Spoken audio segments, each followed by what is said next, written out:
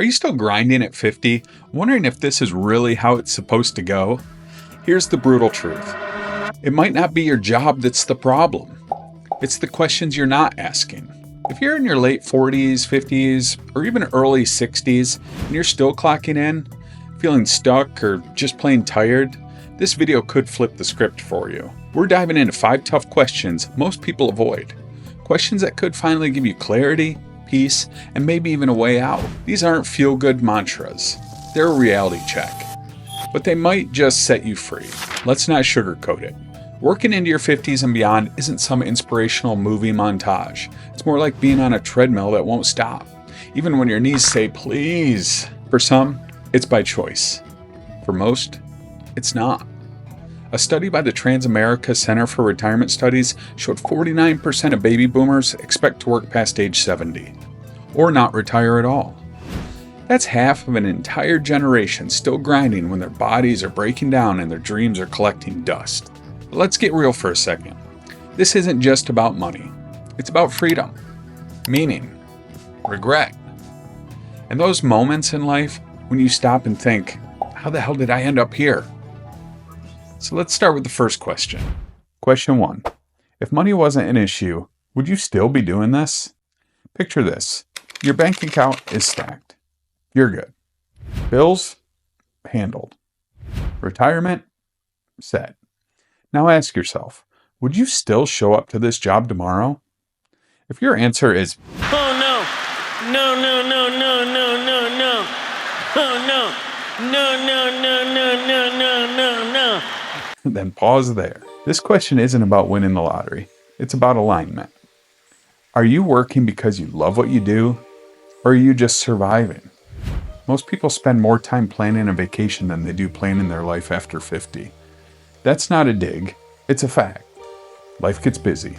You raise kids, you chase promotions, pay the mortgage.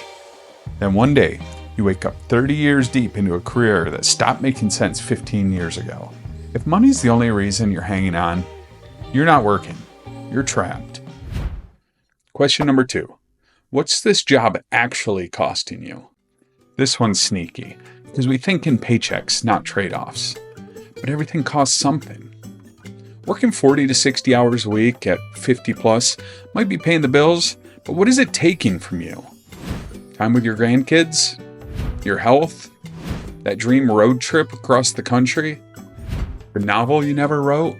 There's a quote that says, you can always make more money, you can't make more time. That hits different when you're 52 and starting to feel the aches in your joints.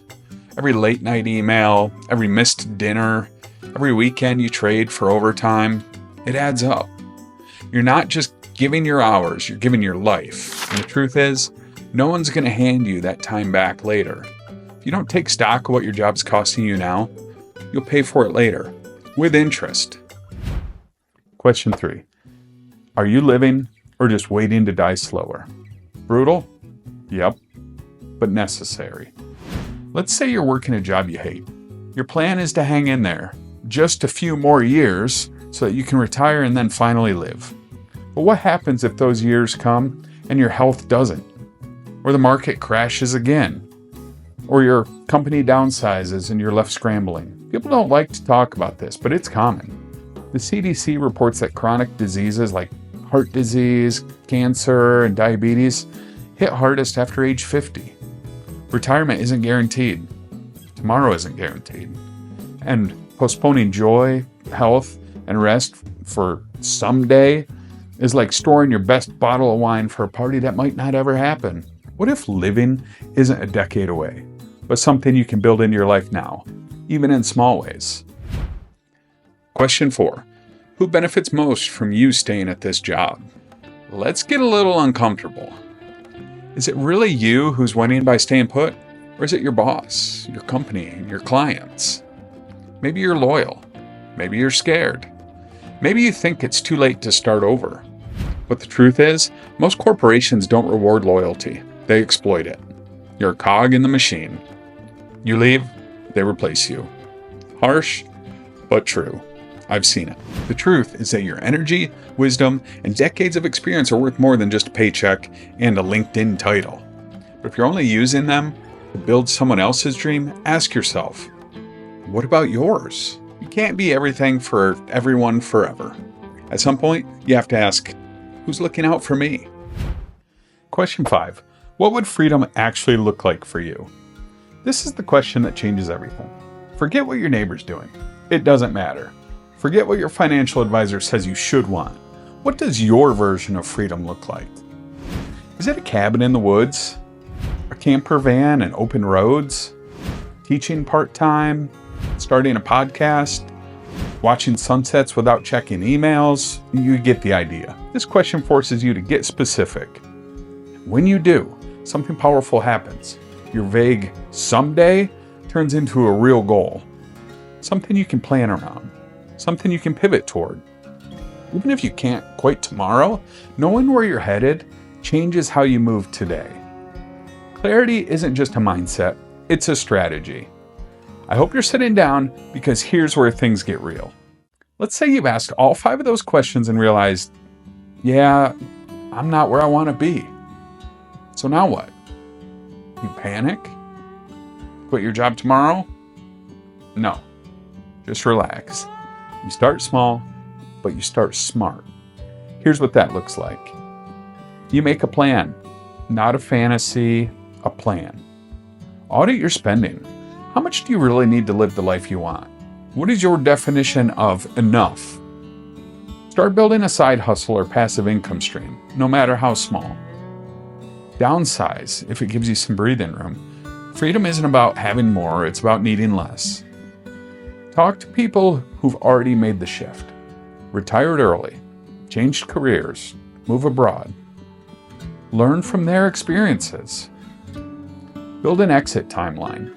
Even if it's 5 years out, knowing the clock is ticking toward your freedom changes everything. And here's the kicker. You don't have to have it all figured out. You just need to be moving.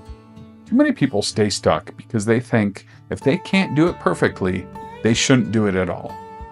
That's a lie. The tiniest shift in the right direction beats standing still every time. The people who break free after 50, they're not the smartest or the richest. They're the ones who asked better questions and weren't afraid of the answers. Let's go back for a second. Imagine yourself 5 years from now. You're either still grinding, still drained, still tired, or you're free, lighter, clearer, in control. Which version of you are you building right now? Because freedom doesn't show up one day and knock. You have to invite it. Make space for it. Plan for it. Ask for it. You can keep working at a job that drains you, or you can start asking the right questions and rewrite what this next chapter looks like. The choice is yours, but don't wait until it's too late. My name is Stephen Kofer. Thanks for stopping by. This channel is for anyone ready to take ownership of their future. You don't have to have it all figured out. You just need the willingness to start. And I'm here to walk with you every step of the way. Watch the next video popping up now. It might be the next step toward freedom that you've been putting off. Forget what your neighbor's doing. It doesn't matter. Except for the neighbor that's running the chainsaw right now. That matters.